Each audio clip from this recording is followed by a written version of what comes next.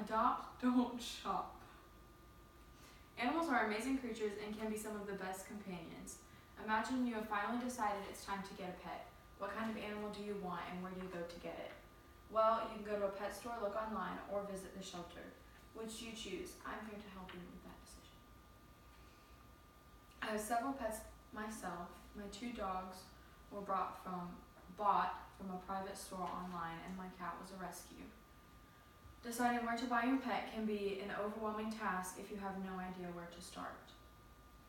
In this speech, I'll be talking about shopping for animals, reasons to rescue, and reasons not to rescue. When shopping online for animals, it's difficult to know where your animal is really coming from unless you go through a private breeder, which can get very expensive, like $1,000 plus expensive. You could end up supporting puppy mills. A lot of times, dogs from puppy stores came from puppy mills. The mills get their bad reputation for caring more about the money coming in than for actually caring about the puppies themselves. Finally, when shopping for an animal, whether it be an online store or a pet shop in your area, it can be hard to tell whether their personality and behavior will be good or bad. In a lot of cases, the owners are fine with this fact, but in others, this can turn out to be a big problem. Think of how many times pets are bought as a holiday or birthday present for children and then are taken to a shelter or given away because they weren't anticipating the amount of work they would have to put in to take care of the animal. Worst case scenario, why spend all that money on an animal that you might not even be able to keep? After hearing all of that, if you choose not to shop for your animal, where do you go? The shelter. Reasons to rescue. Statistics. Did you know that about 3 million dogs are euthanized each year in kill shelters in the United States because they are never rescued?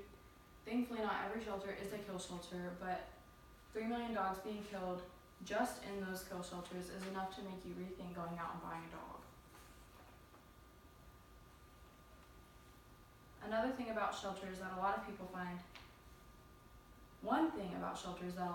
find advantage in is that there are animals of just about any age range. A lot of the older animals in shelters have already been house trained of some sort, which would make it easier for you which will make it easier on you. Or if you're looking for younger animals, you can often find those at shelters as well.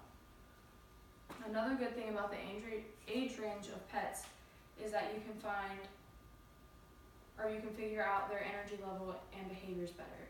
Typically, shelters will give you some information about the animal, like how will they interact with other animals, if they're a good fit to be around children, if they're more playful or more sleepy, etc. Now you may still be on the fence about whether or not you want to shop or adopt. Here's some advice I have for you. Don't rescue your pet if you would rather spend possibly thousands of dollars and support the abusive animals than save a life. Don't rescue your pet if you don't want to see a fragile, timid animal come to life because of your generosity. And don't rescue your pet if you aren't willing to give them an opportunity to feel as if they're in a loving and safe environment. Being a pet owner isn't always easy, and there are times when your pet will get on your nerves, but you definitely won't regret it. Hopefully, after hearing this speech, the decision process on where to get your pet was made a bit easier. In this speech, I talked about the difference between shopping for animals and rescuing animals. As someone who has bought and rescued, I can say that there are pros and cons to both sides, but it is definitely always good to give animals a chance because it can drastically change your life as well as theirs.